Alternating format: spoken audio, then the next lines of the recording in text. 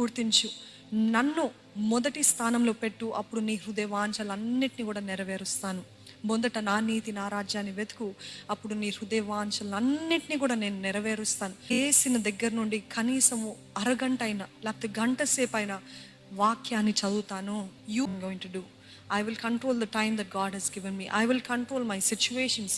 అంటే మన పరిస్థితులు మనం కంట్రోల్ చేయలేం, కానీ సమయాన్ని మీరు కంట్రోల్ చేయగలుగుతారా, చేయలేరా? అది నా కోసం వేయండి.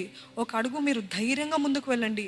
నేను ఇచ్చిన ప్రేరేపణ ప్రకారం మీరు ముందుకు వెళ్ళండి. మిగతావన్నీ కూడా నేను చూసుకుంటాను. మిగతావన్నిటి విషయంలో మీరు చింతించనక్కర్లేదు.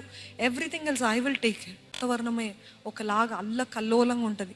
చాలా చీకటిగా, చాలా అయోమయంగా, భయంగా, ఇల్లులు అవనివ్వండి, హాస్టల్స్ అవనివ్వండి, ఆ వాతావరణం ఉంటుంది. అట్లా అంటే మా తల్లిదండ్రుల్ని లేకపోతే మా తోబుట్టులు అందరికీ దూరంగా ఉండాలా అని అంటే మీ మనసు మీరు నెమ్మదిగా కాపాడుకోండి. ఒకవేళ అటువంటి వాతావరణంలో ఉన్న దేవుడిని స్తుతిస్తూ, దేవుని సహాయాన్ని కోరుతూ, నెగిటివ్ పీపుల్, నెగిటివ్ ఎన్వైరన్మెంట్ వారు కించపరుస్తూ దూషిస్తూ నీ వల్ల ఏం చేతనవుతుందిలే అనే ఆ కించపరిచే మాటలు ఉంటాయి కదండి, అది మనము వినే కొలది మనం యాక్సెప్ట్ చేస్తూ ఉంటామంట. నమ్మంతా కూడా డ్రైన్ చేసే వ్యక్తులు, కార్యాలు, క్రియలు, వాతావరణం ఎక్కడైతుందో అక్కడ నుండి దూరంగా ఉండండి అంట.